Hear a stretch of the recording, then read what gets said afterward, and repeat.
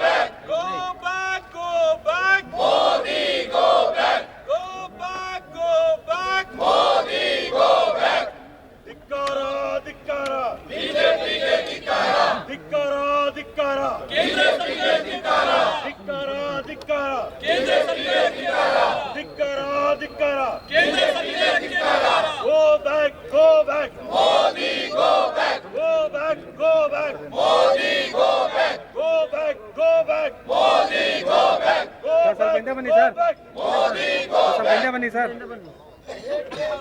ಏಕೆ ಬೇಕು ಏಕೆ ಬೇಕು ಏಕೆ ಬೇಕು ಏಕೆ ಬೇಕು ಏಕೆ ಬೇಕು ಏಕೆ ಬೇಕು go back go back Modi go back go back go back go back go back Modi go back go back go back Modi go back ಅನ್ಯಾಯ ಅನ್ಯಾಯ ರಾಜ್ಯಕ್ಕೆ ಅನ್ಯಾಯ ಅನ್ಯಾಯ ಅನ್ಯಾಯ ರಾಜ್ಯಕ್ಕೆ ಅನ್ಯಾಯ ಅನ್ಯಾಯ ಅನ್ಯಾಯ ರಾಜ್ಯಕ್ಕೆ ಅನ್ಯಾಯ ಅನ್ಯಾಯ ಅನ್ಯಾಯ ರಾಜ್ಯಕ್ಕೆ ಅನ್ಯಾಯ ಧಿಕ್ಕಾರ ಧಿಕ್ಕಾರ ಬಿಜೆಪಿಗೆ ಧಿಕ್ಕಾರ ಧಿಕ್ಕಾರ ಧಿಕ್ಕಾರ ಬಿಜೆಪಿಗೆ ಧಿಕ್ಕಾರ ಧಿಕ್ಕಾರ ಧಿಕ್ಕಾರ ಬಿಜೆಪಿಗೆ ಧಿಕ್ಕಾರ ಧಿಕ್ಕಾರ ಧಿಕ್ಕಾರ ಬಿಜೆಪಿಗೆ ಧಿಕ್ಕಾರ ಧಿಕ್ಕಾರ ಧಿಕ್ಕಾರ ಬಿಜೆಪಿಗೆ ಧಿಕ್ಕಾರ go back go back Modi go back go back go back Modi go back go back go back Modi go back ಕನ್ನಡಿಗರಿಗೆ ಚುಂಬು ಕೊಟ್ಟ ಬಿಜೆಪಿ ಸರ್ಕಾರಕ್ಕೆ ಧಿಕ್ಕಾರ ಧಿಕ್ಕಾರ ಕನ್ನಡಿಗರಿಗೆ ಚುಂಬು ಕೊಟ್ಟ ಬಿಜೆಪಿ ಸರ್ಕಾರಕ್ಕೆ ಧಿಕ್ಕಾರ ಧಿಕ್ಕಾರ ರಾಜ್ಯಕ್ಕೆ ಅನ್ಯಾಯ ಮಾಡುತ್ತಿರುವ ಸರ್ಕಾರ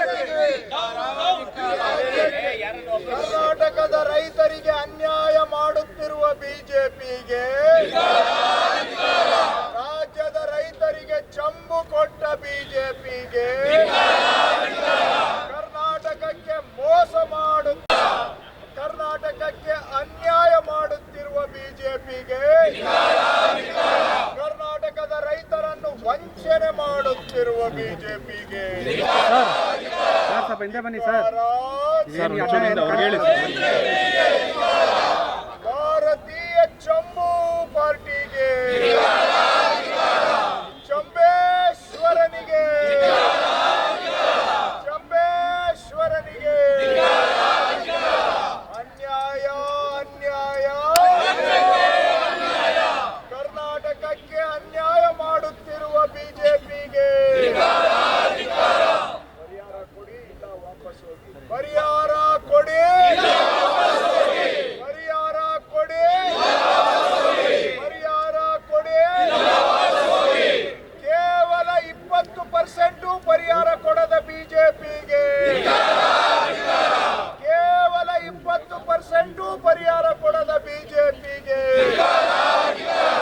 ಕೇವಲ 20% ಪರಿಹಾರ ಕೊಡದ ಬಿಜೆಪಿಗೆ, ರಾಜ್ಯದ ರೈತರಿಗೆ ಚಂಬು ಕೊಟ್ಟ ಬಿಜೆಪಿಗೆ, ಕರ್ನಾಟಕಕ್ಕೆ ಚಂಬು ಕೊಟ್ಟ ಬಿಜೆಪಿಗೆ, ಕರ್ನಾಟಕಕ್ಕೆ ಅನ್ಯಾಯ ಮಾಡುತ್ತಿರುವ ಬಿಜೆಪಿಗೆ, ಹಣಕಾಸು ಆಯೋಗದ ಅನುದಾನ ಕೊಡದ ಬಿಜೆಪಿಗೆ, ಮೇಕೆದಾಟುಗೆ ಅನುಮತಿ ಕೊಡದ ಬಿಜೆಪಿಗೆ, ಮಾದಾಯಿಗೆ ಕೊಂಕೆ ಹಾಕಿರುವ ಬಿಜೆಪಿಗೆ, ಭದ್ರಾ ಯೋಜನೆಗೆ ಖಾಲಿ ಚಂಬು ಕೊಟ್ಟ ಬಿಜೆಪಿಗೆ, ಕರ್ನಾಟಕದ ಕುಡಿಯುವ ನೀರು ವಂಚನೆ ಮಾಡುತ್ತಿರುವ ಬಿಜೆಪಿಗೆ, ಕುಡಿಯುವ ನೀರು ವಂಚನೆ ಮಾಡುತ್ತಿರುವ ಬಿಜೆಪಿಗೆ, ನಮ್ಮ ಹಕ್ಕನ್ನು ಕಿತ್ತುಕೊಂಡಿರುವ ಬಿಜೆಪಿಗೆ, ಪದೇ ಪದೇ ಕರ್ನಾಟಕಕ್ಕೆ ಮೋಸ ಮಾಡುತ್ತಿರುವ ಬಿಜೆಪಿಗೆ. Prime Minister Modi is here in Karnataka today, but he has brought a Kali Chambu for people of Karnataka. Karnataka asked for 18,172 crore of drought relief. But what Modi government refused to do it from September 2023 to April 2024. 3 cabinet ministers go. No relief to Karnataka's farmers. Chief Minister goes to meet Prime Minister twice. No relief to Karnataka farmers. Chief Minister goes and meets Home Minister Amit Shah. No relief to Karnataka farmers. We file a memorandum in September 2023. No relief to Karnataka farmers. The entire cabinet sits in Dharna before Parliament, led by Chief Minister and PCC President. No relief to Karnataka farmers. Finally, Karnataka government has to take the unprecedented step of filing a case in the Supreme Court. Last week they said, after Supreme Court reprimanded them, said federal structure has to be respected. They said, okay, we will decide. And now what have they decided? Only 3,454 crore out of 18,172 crore. We only get 19%. Karnataka gives 100 rupees as taxes. Karnataka gets back 13 rupees. Karnataka demands 100 rupees for its farmers. Karnataka gets back 19 rupees. This lollipop that Modi ji is giving, we are not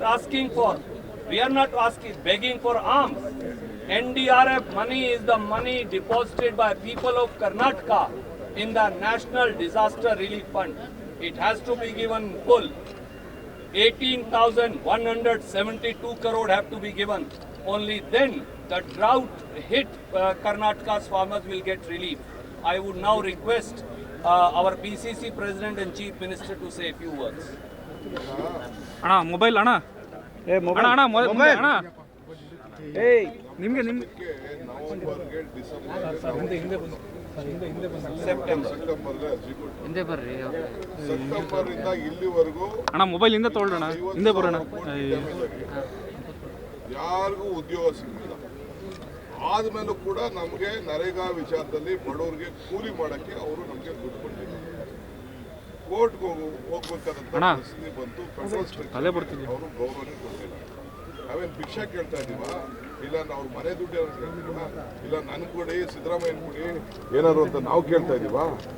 ನಾವು ಕೇಳ್ತಾ ಇರೋದು ರಾಜ್ಯದ ಬಡವರಿಗೆ, ಕಾರ್ಮಿಕರಿಗೆ, ಕೂಲಿ ಕಾರ್ಮಿಕರಿಗೆ, ರೈತರಿಗೆ ಅನ್ಯಾಯ ಆಗಿರೋದಕ್ಕೆ ಸರಿ ಮಾಡಿ ನೀರಿನ ಬವಣೆಗೆ ನಾವು ಸರ್ಕಾರದಲ್ಲಿ ಅಷ್ಟೋ ಇಷ್ಟೋ ನಮ್ಮ ಕೈಲಾದ ದುಡ್ಡು 2,000 ರೂಪಾಯಿ ಕೊಟ್ಟಿದ್ದೀವಿ, ನೀರು ಬವಣೆ ಸಲ್ತಿದ್ದೀವಿ, ಹುಲ್ಲು ಕೊಟ್ಟಿದ್ದೀವಿ, ಗೋಶಾಲೆ ಕಟ್ಟಿದ್ದೀವಿ, ನಾವೇನೋ ಮಾಡಿದ್ದೀವಿ. ಈಗ ಲೆಕ್ಕ ಹಾಕೊಂಡ್ರೆ ಇನ್ನೂ ಡಬಲ್ ಇದೆ. 50,000 ಕೊಟ್ಟ ಮೇಲೆ ನಮಗೆ ಲಾಸ್ ಇದೆ. ಆದರೂ ಕೂಡ ನಾವು ಮಾಡ್ತಾ ಇದ್ವಿ. ನಮ್ಗೆ ಯಾರು ಸಿದ್ದರಾಮಯ್ಯನಿಗೂ ಭಿಕ್ಷೆ ಬೇಡ, ಕರ್ನಾಟಕ ರಾಜ್ಯಕ್ಕೂ ಭಿಕ್ಷೆ ಬೇಡ. ನಮ್ಮ ಹಕ್ಕದು, ನಮ್ಮ ಹಕ್ಕನ್ನು ನಾವು ಈ ಸಂದರ್ಭದಲ್ಲಿ ನಾವು ಕೇಳ್ತಾ ಇದ್ದೀವಿ. ನಾವು ಹೇಳ್ತಾ ಇದ್ವಿ, ನಮಗೆ ಪೂರ್ಣವಾಗಿ ತಿರ್ಗಾ ಸೆಪ್ಟೆಂಬರಿಂದ ಇಲ್ಲಿವರೆಗೂ ಆಗಿರೋಂಥ ನಮಗೆ ಲಾಸನ್ನು ಕೂಡ ಸೇರಿಸಿ ನಮಗೆ ಕೊಡಬೇಕು. ನಮ್ಮ ಹೋರಾಟ ಇಲ್ಲಿಗೆ ನಿಲ್ಲುವುದಿಲ್ಲ.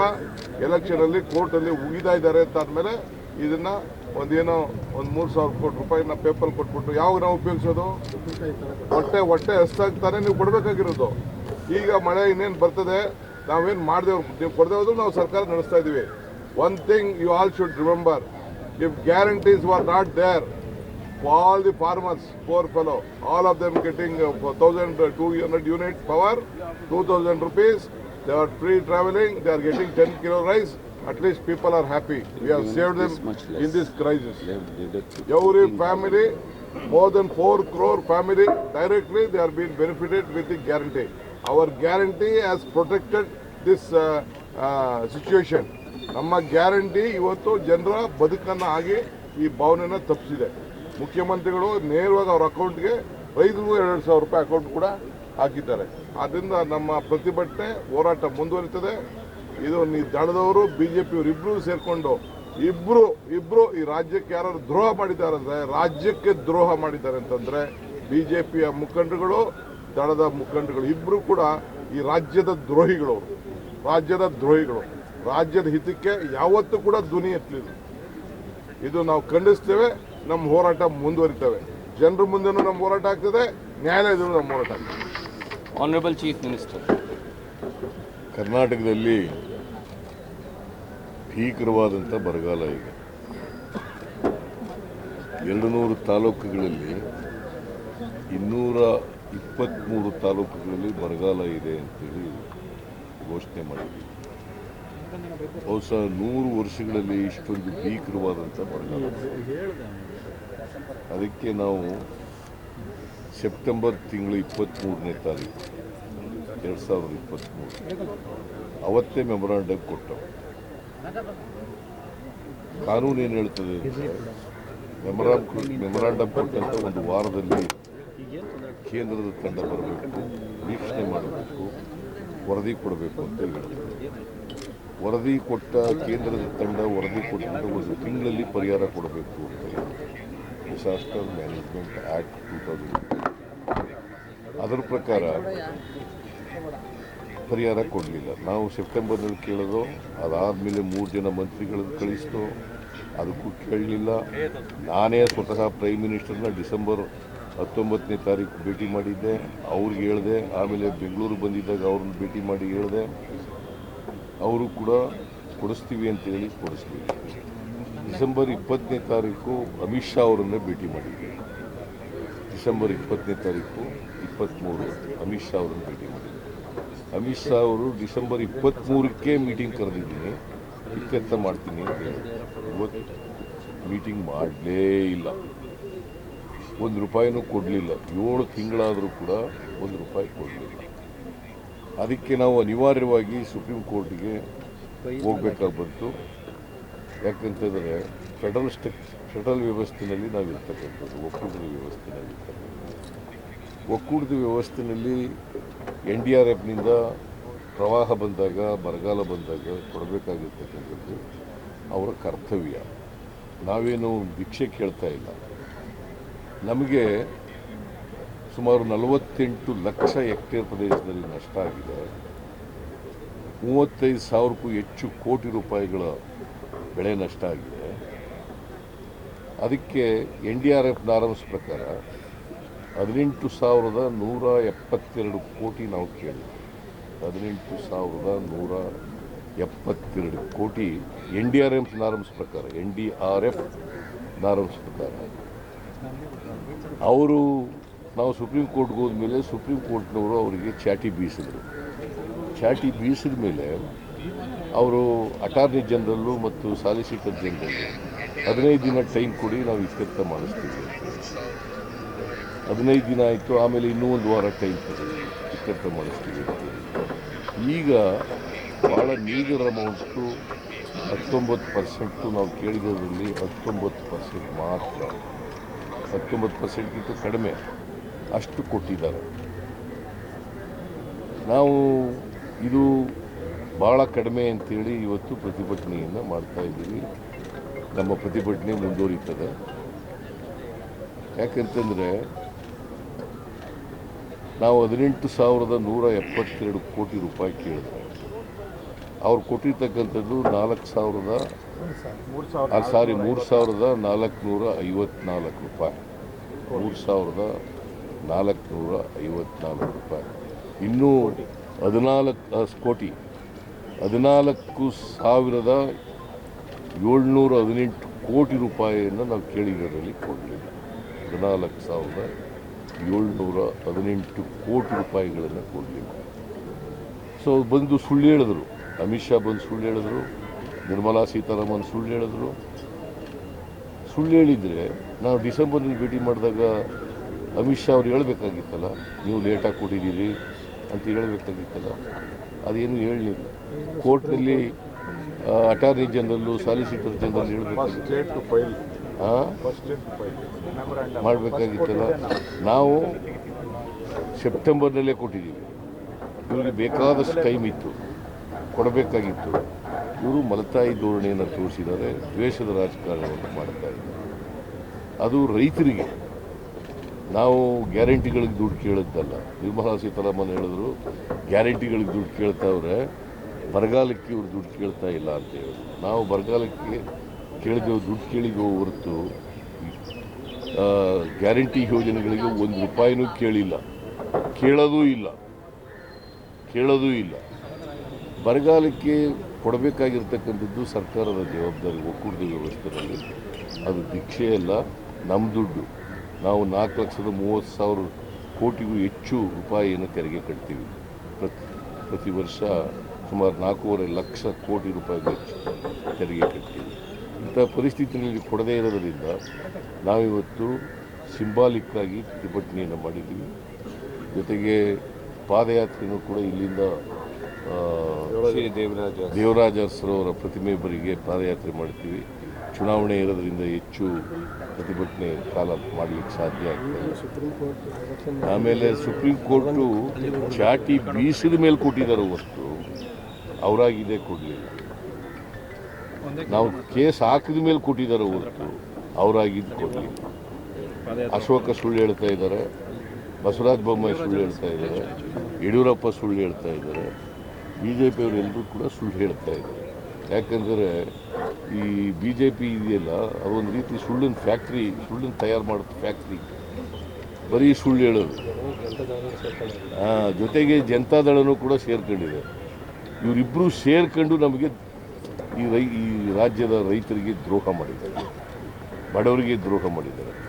ನಾವು ನಮ್ಮ ಹಣದಿಂದ, ನಮ್ಮ ಸಂಪನ್ಮೂಲದಿಂದ 650 ಕೋಟಿ ರೂಪಾಯಿ, ಸುಮಾರು 34 ಲಕ್ಷ ರೈತರಿಗೆ 2,000 ರೂಪಾಯಿವರೆಗೆ ಪರಿಹಾರವನ್ನು ಕೊಟ್ಟಿದ್ದೀವಿ. ಕುಡಿಯೋ ನೀರು, ಮೇವು, ಉದ್ಯೋಗ ಒದಗಿಸ್ತಕ್ಕಂಥ ಕೆಲಸ ಮಾಡಿದ್ದೀವಿ. ನಾವು ಉದ್ಯೋಗ 150 ದಿನ ಮಾಡಿರಿ ಅಂತಂದ್ರೆ ಅದನ್ನು ಕೂಡ ಮಾಡಲಿಲ್ಲ. 100 ದಿನನೇ ಉಳಿಸಿದ್ರು. 100 ದಿನ ನಾರ್ಮಲಾಗಿ ಕೊಡ್ತಕ್ಕಂಥದ್ದು. ಬರಗಾಲ ಬಂದಾಗ 150 ದಿನ ಮಾಡಬೇಕಾಗಿರ್ತಕ್ಕಂಥದ್ದು ಇಟ್ಸ್ ಎ ಮ್ಯಾಂಡೇಟ್ರಿ, ಅದನ್ನು ಕೂಡ ಮಾಡಲಿಲ್ಲ. ಸೊ ಹಾಗಾಗಿ ಕರ್ನಾಟಕಕ್ಕೆ ದೊಡ್ಡ ಅನ್ಯಾಯ ಮಾಡಿದ್ದಾರೆ. ಇವತ್ತು ನರೇಂದ್ರ ಮೋದಿ ಅವರು ಬರ್ತಾ ಇದ್ದಾರೆ, ಅವರು ಚೋಂಪು ಕೊಟ್ಟಿದ್ದಾರೆ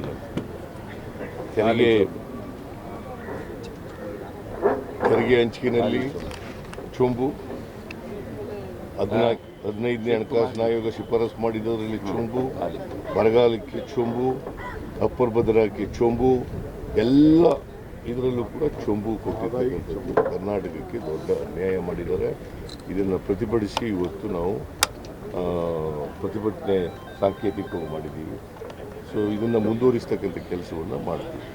ಕುಮಾರಸ್ವಾಮಿ ಹೇಳ್ತಾರೆ ನೀವು ರೈತರಿಗೆ 2,000 ರೂಪಾಯಿ ದುಡ್ಡು ಕೊಟ್ಟಿರೋದು ಸಮರ್ಪಕವಾಗಿ ರೀಚ್ ಆಗಿಲ್ಲ ಅಂತ 2,000 ರೂಪಾಯಿ ಅಮೌಂಟ್ ಕೊಟ್ಟಿರೋದು ರೀಚ್ ಆಗಿಲ್ಲ ಅಂತ ಕುಮಾರಸ್ವಾಮಿ ಆರೋಪ ಮಾಡ್ತಾ ಇದ್ದಾರೆ. ಅವರು ಸುಳ್ಳು ಹೇಳ್ತಾ ಇದ್ದಾರೆ. ಕುಮಾರಸ್ವಾಮಿ ಸುಳ್ಳಿಗೆ ಮತ್ತೊಂದು ಹೆಸರು ಕುಮಾರಸ್ವಾಮಿ ಸುಳ್ಳು ಹೇಳ್ತಾ ಇದ್ದಾರೆ.